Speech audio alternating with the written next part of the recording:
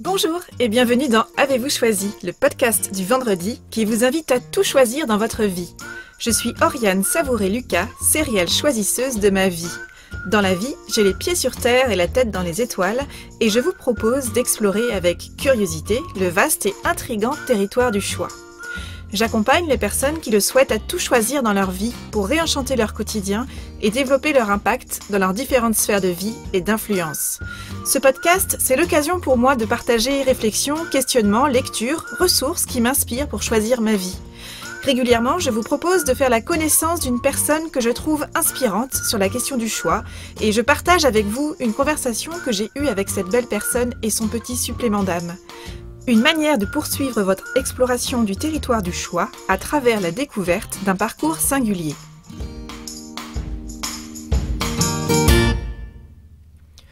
Aujourd'hui, je vous propose de faire la connaissance de Flora Chalopin, bijoutière et joaillière à Angers. Flora n'a pas encore 30 ans et a créé son atelier de joaillerie-bijouterie à Angers il y a 2 ans. Elle a été attirée très tôt par l'univers de l'artisanat. Adolescente, elle a déclaré, après avoir visité un atelier de bijouterie-joaillerie, que c'était ça qu'elle voulait faire. Et c'est comme ça qu'elle s'est lancée dans une formation qui a duré 6 années. Flora m'a reçue dans son atelier, un lieu propice aux rencontres et aux échanges, pour enregistrer notre conversation sur le choix. Nous avons conversé là où Flora reçoit ses clients, c'est-à-dire à son bureau, avec vue directe sur son espace de travail et de création, sur ses outils et son établi.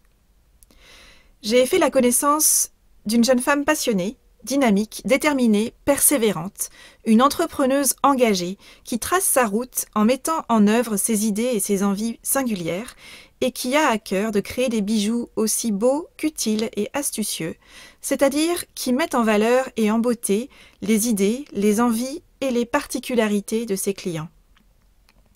Flora crée des bijoux sur mesure, elle restaure aussi, répare des bijoux que ses clients lui confient, et elle crée également des bijoux personnalisés, utiles et innovants pour des personnes qui présentent des difficultés fonctionnelles.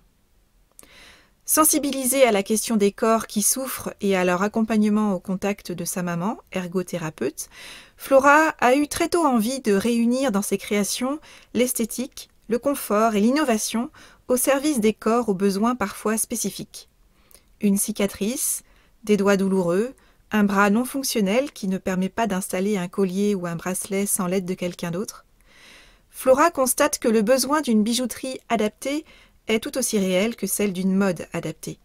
Alors, Flora a à cœur de chercher, d'innover et de créer des bijoux adaptés qui séduisent également les personnes qui ne font pas face particulièrement à des contraintes corporelles, et elle le fait avec passion, enthousiasme et engagement.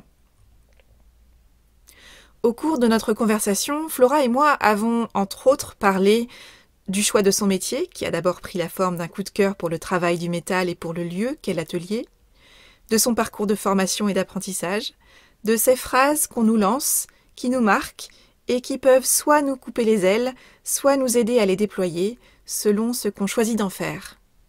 De projets qui ravissent, d'envie, de persévérance et d'audace, de choix authentiques qui se construisent parfois en dehors des sentiers battus, de bijouterie innovante et du choix de Flora de fabriquer des objets qui soient tout aussi beaux qu'utiles, confortables, pratiques et inclusifs, d'esthétique, d'image de soi, du regard de l'autre, de mise en beauté de la singularité, de bijoux au service du corps, de création, d'innovation, d'entrepreneuriat, de marque, de brevets et du choix des mots, ou encore de la place du choix dans le processus de création d'un bijou, d'écoute et de champ des possibles. Je vous souhaite une bonne écoute. Bonjour Flora. Bonjour. Merci beaucoup d'avoir accepté mon invitation dans Avez-vous choisi. Merci de m'accueillir ici dans ton atelier de bijouterie-joaillerie. Est-ce que tu peux me dire comment est-ce que tu en es venue à choisir ce métier ? Alors le métier de la bijouterie-joaillerie, c'est un coup de cœur. C'est un coup de cœur quand j'ai été en 3e.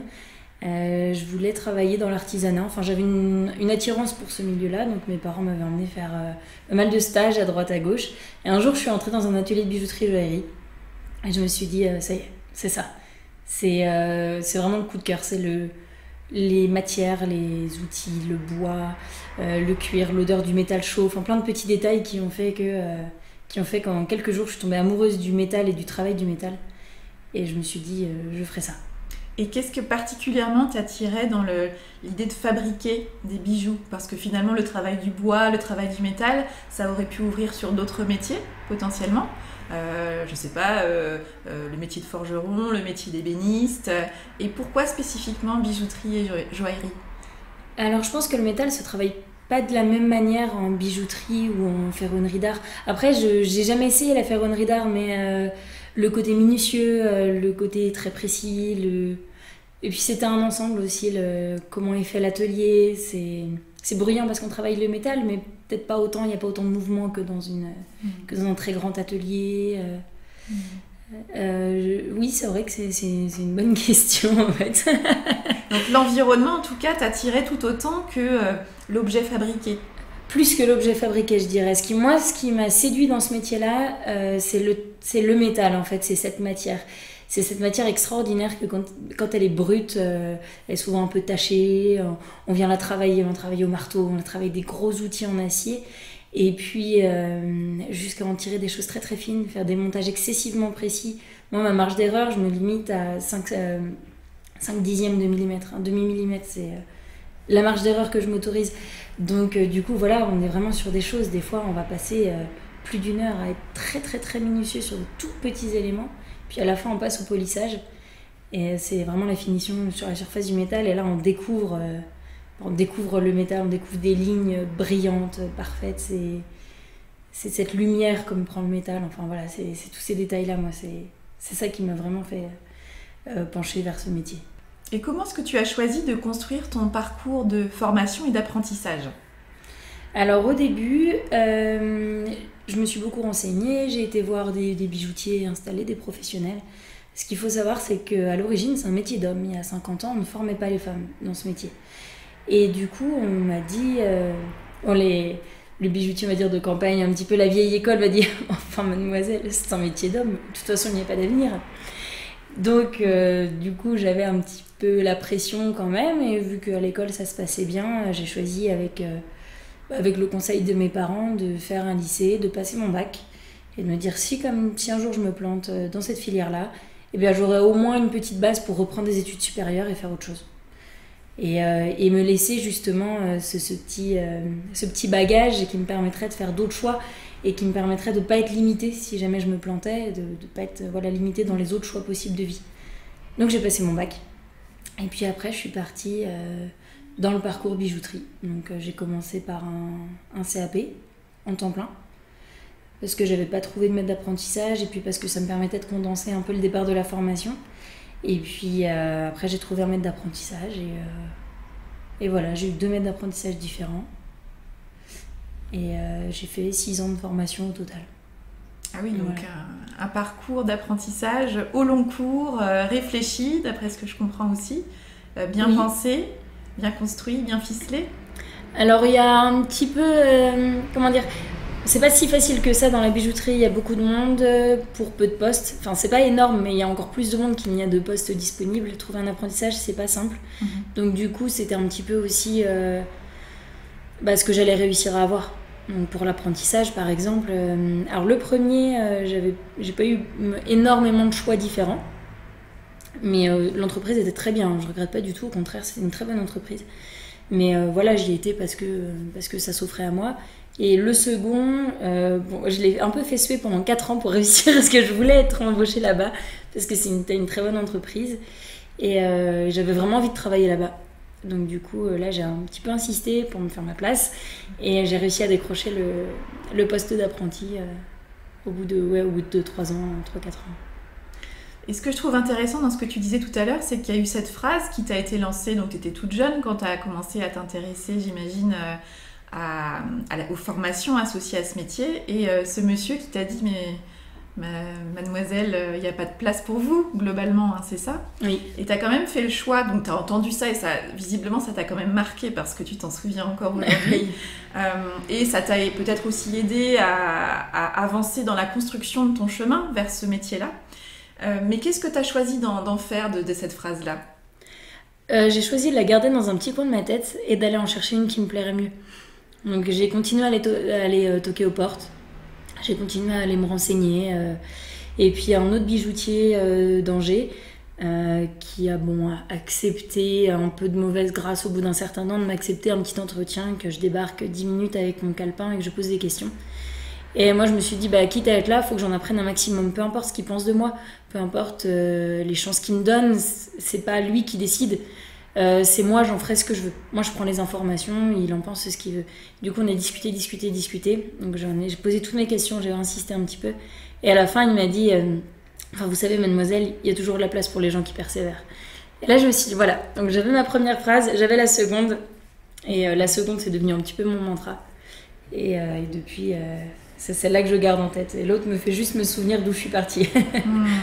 Et donc, la persévérance, c'est une qualité que tu choisis de mettre encore aujourd'hui dans ton quotidien ? Oui, je pense que c'est indispensable. Pour moi, la persévérance, c'est une force de fond. C'est pas quelque chose d'explosif. C'est pas être tout le temps en pleine forme, d'aller de l'avant et de montrer à tout le monde. Je pense que la persévérance, c'est cette force de fond qui fait que quoi qu'il se passe, il y a toujours ce... On continue de rouler vers l'avant, on continue. Des fois à petits pas, des fois à grands pas, mais on avance toujours. Et quand on se lance à son compte, je pense qu'il faut en avoir de la persévérance. Parce que les coups durs sont nombreux, mine de rien. Et justement, alors tu disais que tu avais travaillé dans différentes entreprises, à la fois au cours de ta formation, de ton apprentissage. Tu as commencé aussi, j'imagine, ensuite en tant que salarié. Où est-ce que tu t'es très rapidement lancée à ton compte ? Je me suis très rapidement lancée à mon compte. En fait, en sortie d'apprentissage. Et j'avais potentiellement 2 ans encore d'apprentissage possible. Mais j'avais pas après d'ouverture sur un CDI ni quoi que ce soit. Enfin, je pense pas à cette époque-là que c'était envisageable. Et j'en avais un petit peu marre des bancs de l'école, mais surtout, j'avais une idée. Donc l'idée de la marque Via Sibi, cette histoire de bijoux, justement, bijoux utiles et bijoux innovants. Et cette idée-là me trottait dans la tête depuis un bon bout de temps déjà. Et je me suis dit, si je veux pouvoir réaliser toutes ces idées-là, qui ont pour moi du potentiel et puis qui me ravissent, et, il faut que je me lance, quoi, parce qu'il n'y a que toute seule, qu'en les prenant en main, que je pourrais le faire. Dans une entreprise, je pourrais jamais. Puis je me suis dit, j'ai 25 ans, j'ai pas ni d'enfant, ni de patrimoine, ni rien qui puisse me faire très peur. J'ai pas d'emprunt sur le dos, donc j'ai un bon bagage technique. J'ai bien appris, je sais faire plein de choses. Pourquoi pas ? Je pense que c'était le bon moment. Et quel a été spécifiquement le déclic ? Est-ce que tu as un souvenir d'un moment où tu t'es dit, c'est maintenant ? Non, ça a été quelque chose qui a mûri au fur et à mesure de tes expériences et de ton projet notamment de bijoux utiles et innovants. Je pense que ça s'est imposé à moi petit à petit, jusqu'à ce que j'en devienne naturellement persuadée, sans avoir... non, je me souviens pas d'une phase de déclic, non. Je pense que ça devait me trotter dans la tête depuis des années, le fait d'être indépendante. Je pense que ça correspond bien, on va dire, à mon caractère de base. Donc non, je pense que ça fait son chemin tout doucement jusqu'à s'imposer suffisamment fort pour que je vois pas d'autres chemins possibles. Et quels ont été les ingrédients qui, pour toi, alors ça fait combien de temps maintenant que tu es installée ? Ça fait 2 ans. Ça fait 2 ans, donc avec ces 2 ans de recul, quels ont été, selon toi, les ingrédients qu'à l'époque tu as choisi de mettre dans cette phase de lancement, qui ont été source de réussite dans ce projet ? Je pense que ce que je suis le plus heureuse d'avoir fait, c'est d'avoir suivi mon instinct et mes envies au début. Parce que quand j'ai créé, du coup, pour décrire un petit peu l'atelier, voilà, quand j'ai une grande vitrine qui donne sur la rue, il y a 5 mètres de vitrine à peu près, vitrée, un grand vitré, et quand on rentre dans l'atelier, on a un bureau d'accueil, non pas un comptoir mais un bureau où on s'assoit tous autour, un grand bureau confortable, et tout le reste c'est l'atelier, donc directement les gens voient l'atelier, mon atelier est directement accessible à l'œil, à l'oreille, et on voit tous mes outils, on voit tout ça, et c'était assez peu conventionnel. Et moi, c'est ce dont j'avais envie. Je voulais un atelier, je voulais pas une boutique. Et j'ai choisi de pas faire de pré-collection à mettre en vitrine. En vitrine, j'ai des bouquins, j'ai des outils, j'ai des pierres seules que les gens peuvent choisir. On choisit le montage ensemble. Et c'est vrai que oui, c'est assez peu conventionnel. Souvent, on vend des petites séries, on vend des petites choses, on vend des petites chaînes, Et moi, j'avais pas envie de ça. Et c'est là où je suis le plus heureuse aujourd'hui, c'est d'avoir justement suivi cet instinct-là, suivi mes envies à ce moment-là, et fait quelque chose qui me ressemble, mais qui ressemble qu'à moi. Et aujourd'hui, je me rends compte que c'est ça en fait qui fait que ça marche bien, que c'est ça qui plaît à mes clients, ça leur amène de la confiance parce que ils savent peut-être un peu tout de suite à qui ils ont affaire, je sais pas, il y a une dimension de confiance, il y a une dimension de relation facile, il y a une dimension d'échange qui se met très très vite en place avec le client. Sachant que j'ai jamais fait de clientèle, j'ai pas été formée en clientèle du tout, hein. J'ai toujours été au fond, mon petit atelier vraiment à la cave. Oui, tu me disais que tu avais travaillé notamment souvent soit dans des entresols ou dans des caves, là où sont habituellement positionnés les ateliers de bijouterie. Et que toi, justement, tu avais eu, grâce à cet espace-là que tu t'es choisi, la possibilité d'avoir ton atelier qui bénéficie de la lumière naturelle. Et que ça, c'est déjà un choix aussi qui est... alors peut-être qu'il n'est pas conventionnel, mais surtout, il te ressemblait toi. Et c'était ça qui était important pour toi. Oui, exactement. En fait, quand je cherchais un local, j'avais pas d'idée préconçue. Au début, pour limiter, on va dire, financièrement, j'étais quasiment partie à trouver un petit local au premier ou deuxième étage, histoire d'assurance, parce qu'il faut avoir les rideaux métalliques, on est quand même dans un métier à risque. Donc histoire d'assurance, etc. Trouver un petit local, ce qu'on appelle en chambre, voilà, donc c'est 100 pignons sur rue. Et puis j'ai eu l'opportunité de cet atelier-là. Et je l'ai bien senti assez vite. Ouais. Je suis passée devant une fois, deux fois et je me suis dit non, je m'y projette très très bien. Et là j'ai eu l'occasion de réunir plein de choses positives. Et puis d'avoir toute cette lumière naturelle. Et puis ce pignon sur rue que j'avais pas prévu et qui finalement est un super avantage. Et alors justement, tu disais que dans le cadre du lancement de ton entreprise, il y avait finalement cette envie et ce projet qui a mûri petit à petit et qui te tenait particulièrement à cœur. C'est ce choix que moi j'ai pu découvrir à travers ce que j'ai lu sur toi et à travers ton site, de faire du beau bien évidemment avec le bijou, la joaillerie, mais de faire aussi du beau utile, du beau aussi inclusif et d'inclure, de mettre le bijou au service de la particularité de ton client, y compris lorsque cette particularité relève du handicap ou de la difficulté de se mouvoir. D'où est venu ce projet ? Alors cette idée, elle est née grâce à ma maman qui est ergothérapeute.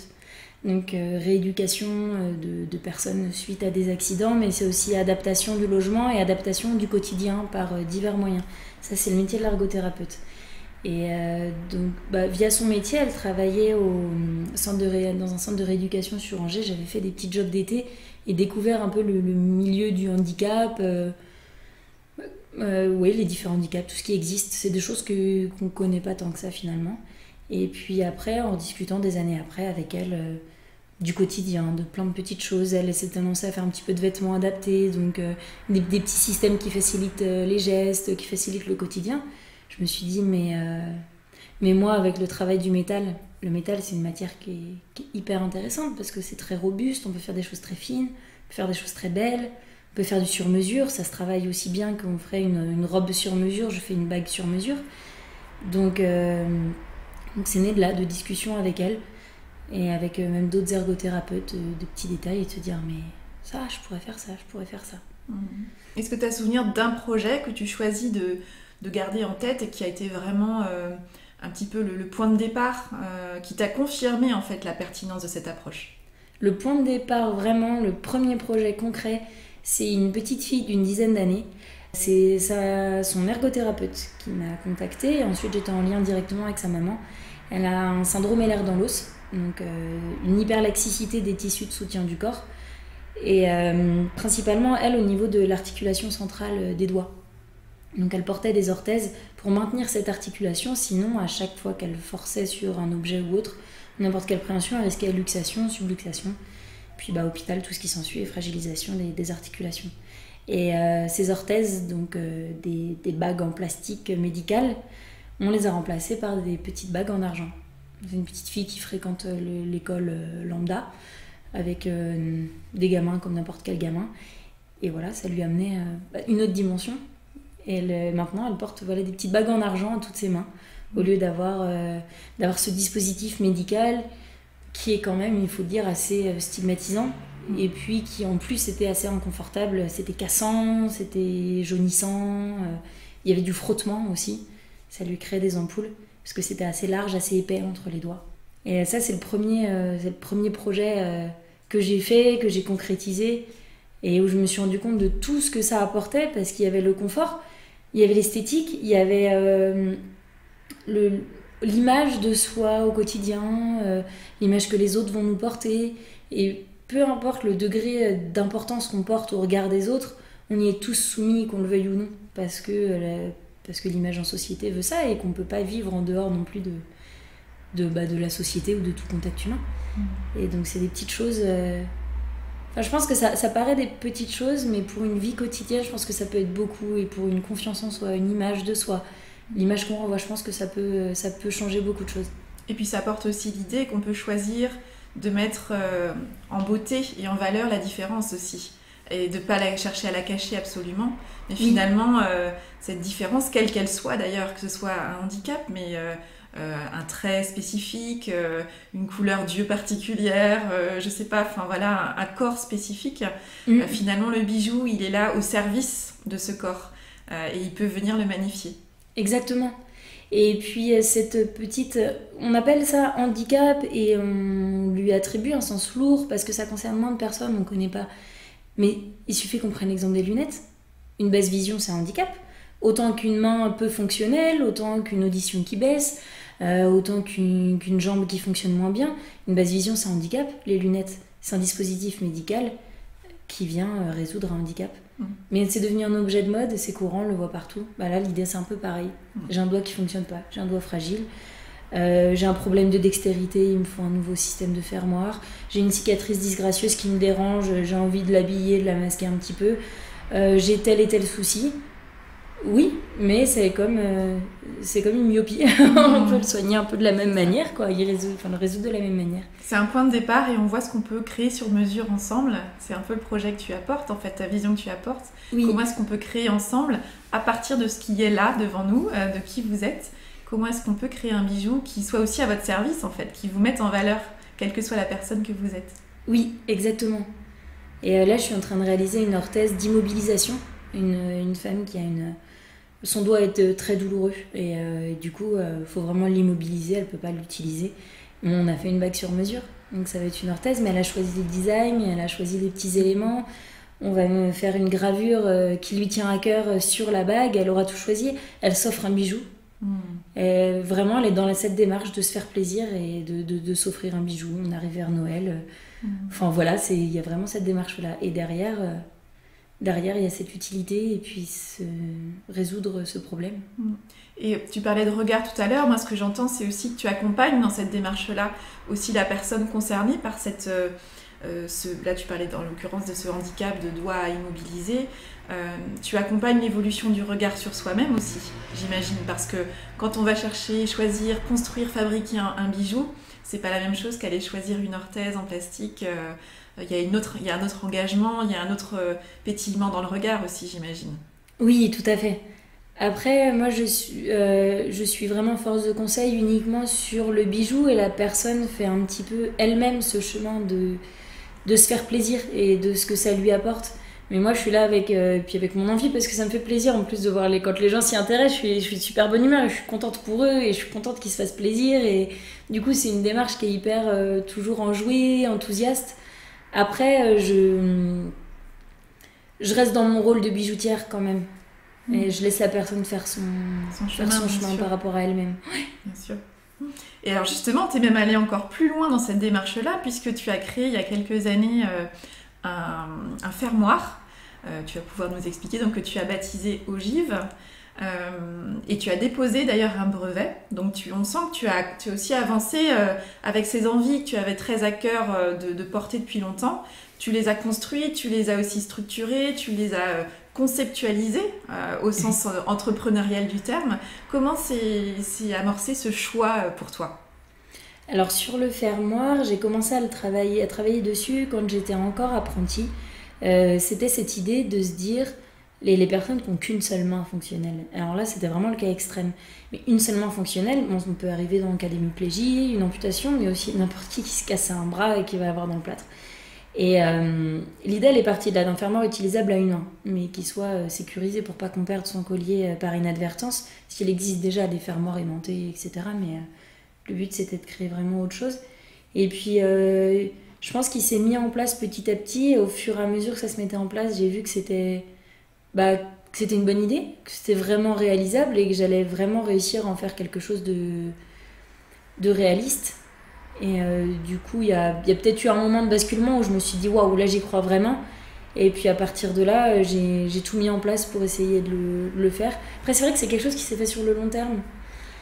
Donc c'est pareil, j'ai pas un souvenir exact de moments clés. Mais en tout cas, il y a un moment donné, tu te dis ça y est, il est terminé, il est opérationnel, fonctionnel et visiblement il convient. Donc j'imagine qu'il y a eu des phases de test aussi avec des personnes qui étaient concernées par ce type de besoin. Oui, effectivement. Et ensuite, tu as eu la phase d'aller déposer un brevet, parce que c'est aussi toute une démarche, pour le coup, assez rigoureuse et assez longue. Oui, on m'a beaucoup poussé à déposer un brevet, c'est vrai. Dès le début, on m'a dit... au tout début, quand j'ai commencé à faire le fermoir, moi je faisais ça, c'était pas pour m'amuser, c'est un peu réducteur de le dire de cette manière-là, mais c'est un petit peu le cas quand même. Et du coup, les gens m'ont dit dépose-moi une enveloppe solo, au moins prouve que tu as eu l'idée la première, voilà.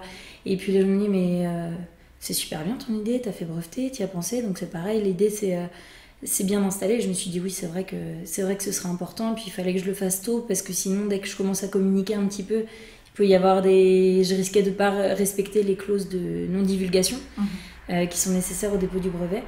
Et donc du coup, je me suis lancée... Alors le brevet a été déposé en janvier 2018, donc je me suis lancée fin 2017. En fait, c'est au moment où je me suis installée. Au moment où je me suis installée, il a été fonctionnel quasiment au moment où j'ouvrais l'entreprise. Et donc oui, en fait, c'est dès mon installation, je me suis intéressée à déposer le brevet, ouais. Et puis je l'ai déposé moi-même. Ça m'a pris bien 2 semaines de boulot, je pense, parce que j'ai fait les rédactions toute seule. Je voulais comprendre au cas où un jour, pourquoi pas, j'invente autre chose et puis j'ai un autre brevet à déposer ou n'importe.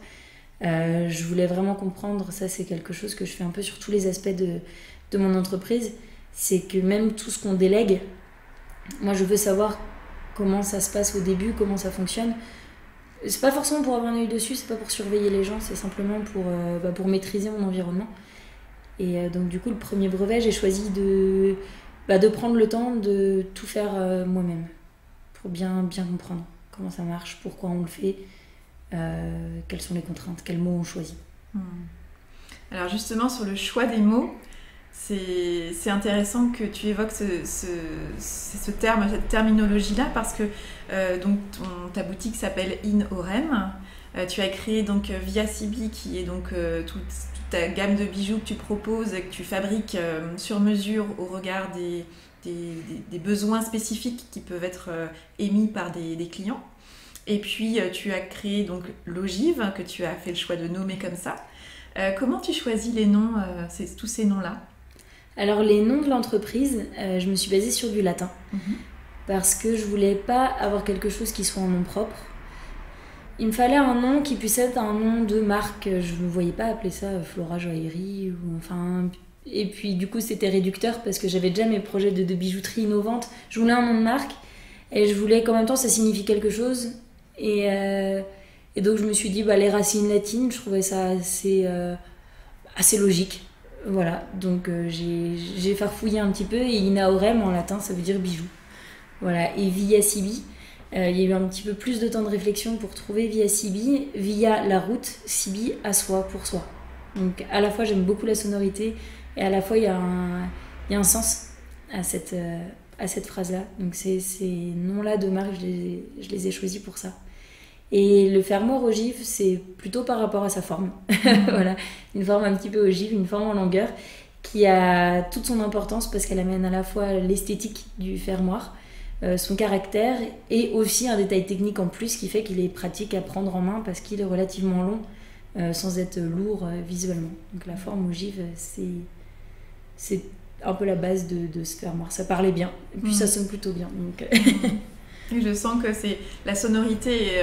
Tu m'as dit tout à l'heure avant qu'on démarre que tu étais musicienne, Oui. que tu étais violoniste. J'entends aussi que la sonorité, ça fait partie de la dimension artistique et créative que tu déploies aussi dans ton métier, mais c'est quelque chose aussi d'important pour toi. Oui, beaucoup. C'est une sensibilité naturelle et quoi que je fasse, je pense, j'y retourne à un moment ou l'autre inconsciemment.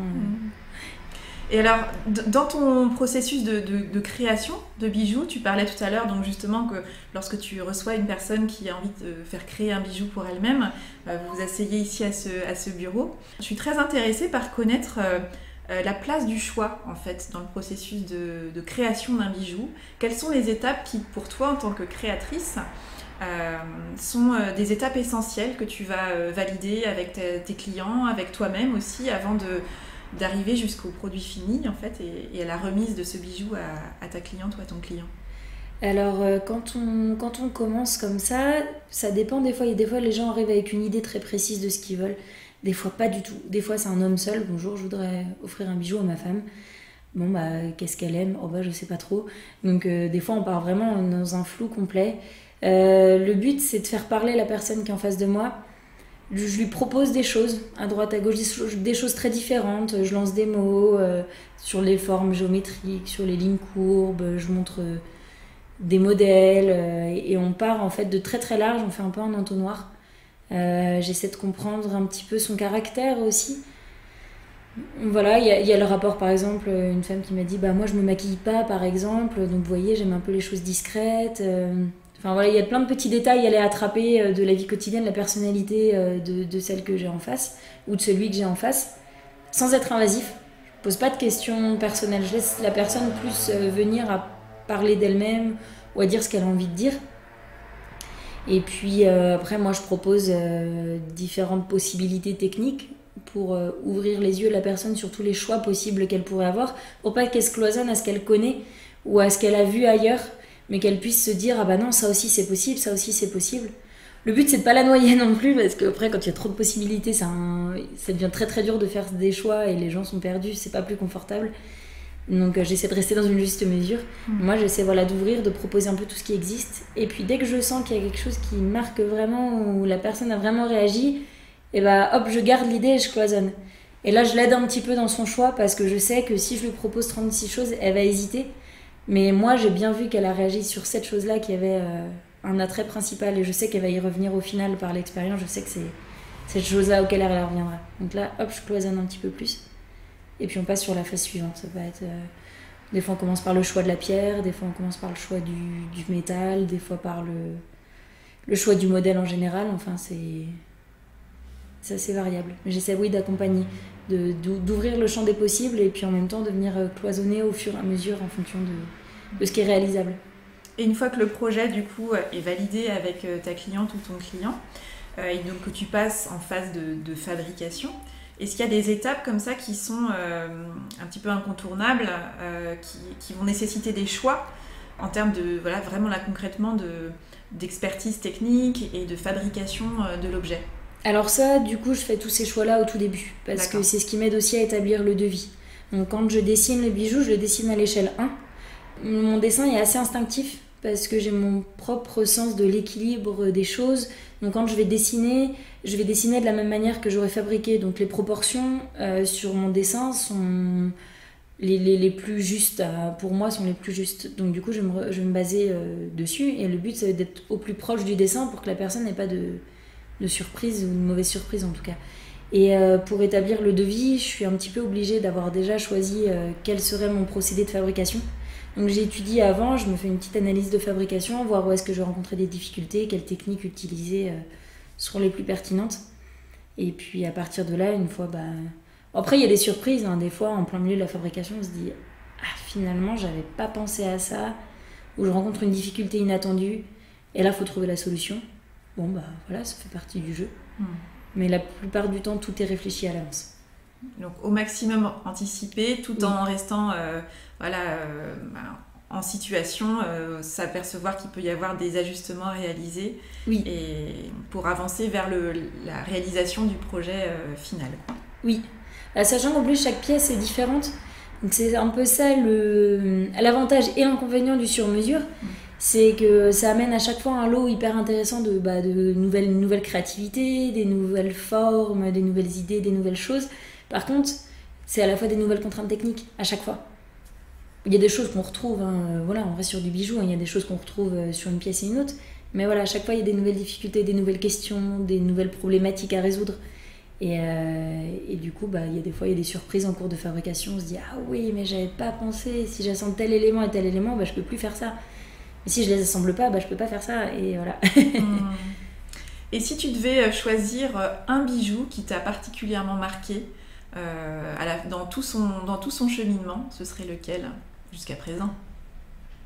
Un seul, c'est pas facile.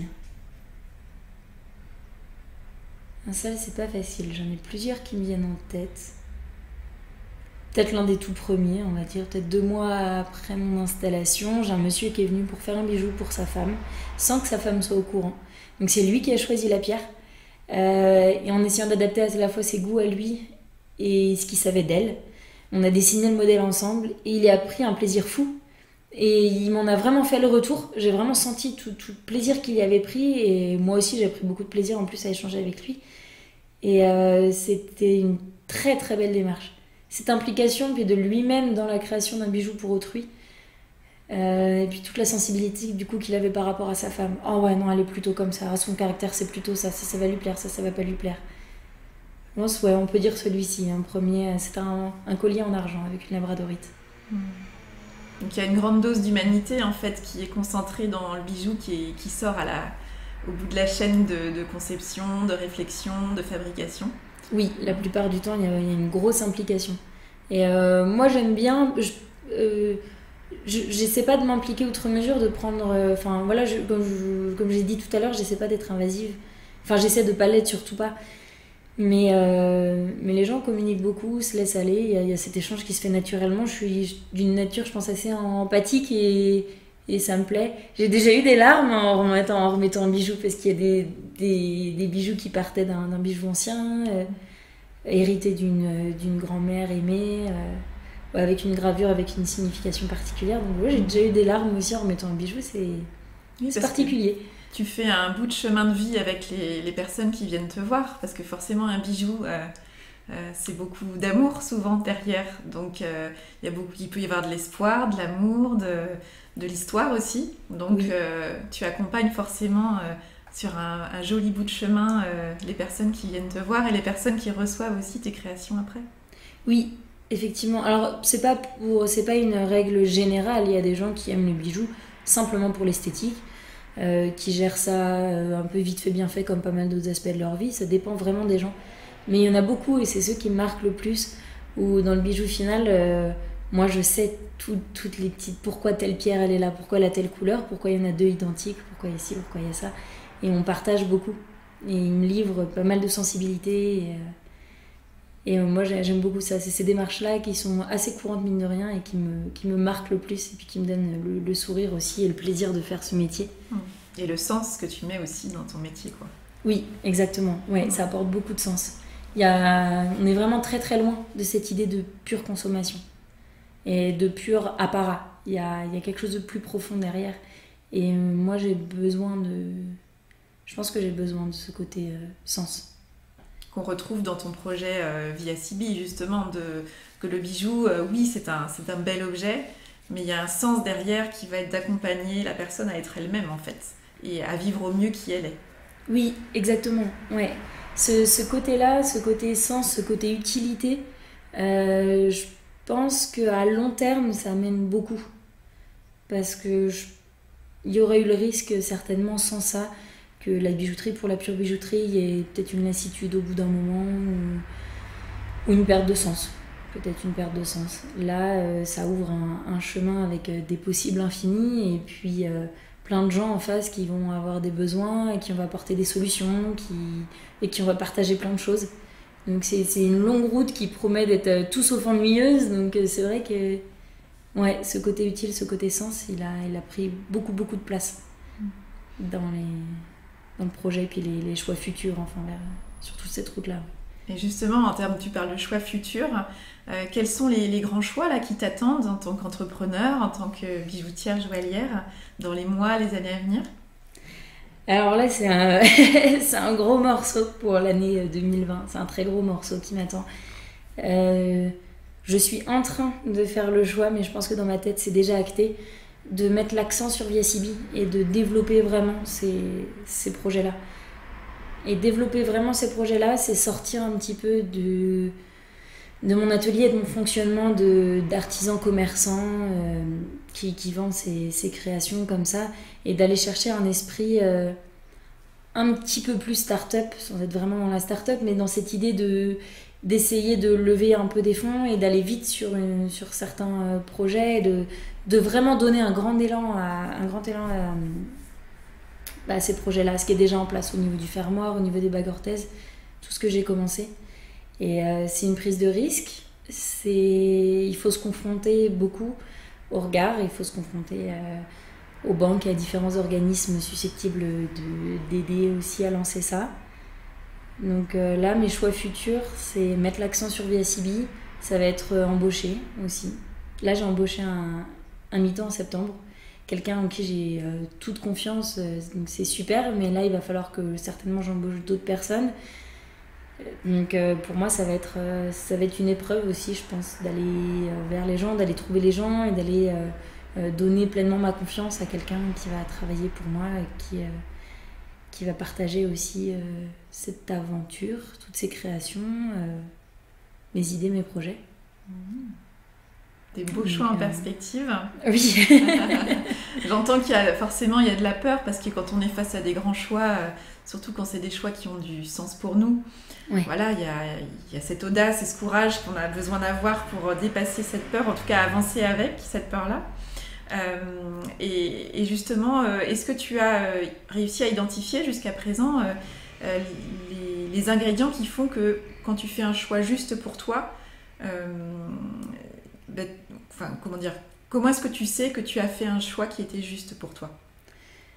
Je pense que j'agis jamais sous le coup de l'émotion. Je fais jamais un choix sous le coup de l'émotion.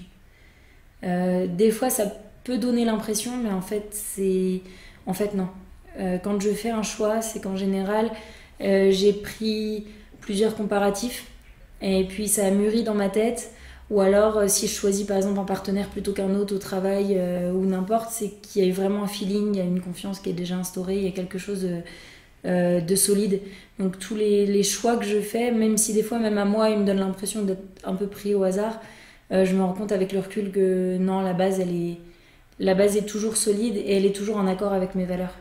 Et je fais jamais un choix parce qu'on m'a dit de faire comme ci ou comme ça.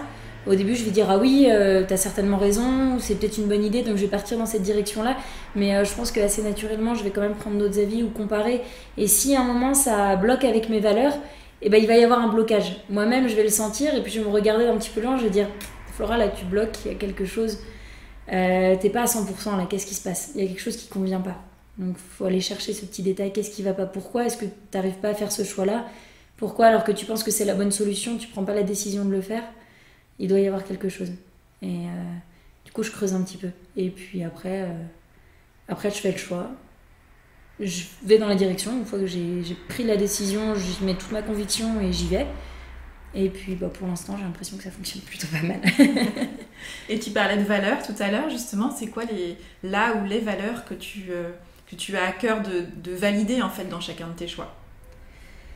Je pense que la base, c'est la bienveillance. Alors moi, je mets beaucoup de choses dans ce mot-là. Je sais pas, on met parfois tous des choses un peu différentes dans les mêmes mots. Donc j'espère que ça parlera à tout le monde, ce mot bienveillance. Pour moi, la bienveillance, c'est faire son chemin sans entraver celui de personne. Donc ça doit pas empiéter sur quelqu'un d'autre. Je dois pas marcher sur les pieds de quelqu'un. Ça doit pas se faire au détriment de quelqu'un. Ça, c'est un petit peu la base dans ce que je vais faire. Et puis le respect, ouais, oui, dans la bienveillance, je vois aussi le respect, je vois la confiance, je vois tout ça. Et pour moi, tous les choix doivent s'effectuer dans cette direction-là. Il ne doit pas y avoir de mensonges, il ne doit pas y avoir de choses cachées, il ne doit pas y avoir de vente ou de choix pris uniquement pour l'argent si derrière il n'y a pas quelque chose de solide, il n'y a pas un gagnant-gagnant, il n'y a pas tout ça. Moi, je mets un petit peu tout ça dans la bienveillance, en fait. Le fait d'avoir un esprit large et bienveillant sur toutes les choses et les gens qui nous entourent. Et que tes choix aient du sens, en fait. C'est ce que j'entends, finalement. Oui. Que ça ait du sens pour toi, que tu comprennes pourquoi tu vas dans cette direction-là. Oui, exactement, ouais. Et parce que quand on fait un choix, il aura des conséquences sur l'avenir. C'est pas une mauvaise chose, hein, c'est un fait accompli, c'est tout, faut pas en avoir peur, mais chaque choix a des conséquences. Des fois, je mets longtemps aussi à choisir, et des fois, c'est pas toujours bien, hein. Des fois, je mets beaucoup de temps à me décider sur certaines choses, parce que j'ai peur de faire le mauvais choix, et je lui prête des fois des conséquences qui pourraient être graves, alors que non, pas forcément, puis il y a toujours moyen de bifurquer, mais bon. Et oui, il faut que ça ait du sens, parce que derrière, il y aura d'autres implications, et derrière, ça va continuer à rouler, il y aura des conséquences, il y aura d'autres opportunités qui vont découler de ce premier choix. Donc il faut que ce premier choix soit quand même bien fait. Écoute, je te souhaite une belle route, beaucoup de choix qui seront, je te souhaite, le plus aligné possible pour toi. Et puis je te souhaite plein de beaux projets et plein de jolis bijoux à réaliser dans les mois et les années à venir. Merci beaucoup. Merci Flora. Merci. Un grand merci à Flora pour son temps, son accueil et sa confiance. Je lui souhaite de continuer à tracer sa route avec ce savant mélange de grâce et de détermination qui la caractérise et de continuer de créer des bijoux beaux, innovants, astucieux et personnalisés aux besoins et aux envies des corps singuliers qu'ils décorent et qu'ils accompagnent. Alors, que vous a inspiré cette conversation ? Je vous invite à identifier l'idée, la phrase ou le mot que vous choisissez d'en retenir. Avec quoi de nouveau repartez-vous de cette conversation ? Quel est le petit pas que vous pouvez planifier dans les prochains jours pour mettre en œuvre dans votre quotidien ce qui vous a inspiré ? Si vous voulez en savoir plus sur Flora et son travail, rendez-vous sur son site in-orem.fr et sur le site viasibi.fr pour découvrir plus spécifiquement son travail en bijouterie adaptée, pratique pour tous et indispensable pour certains. Voilà, c'est tout pour aujourd'hui. Vous retrouverez cet épisode sur le site oriansavoureluca.com.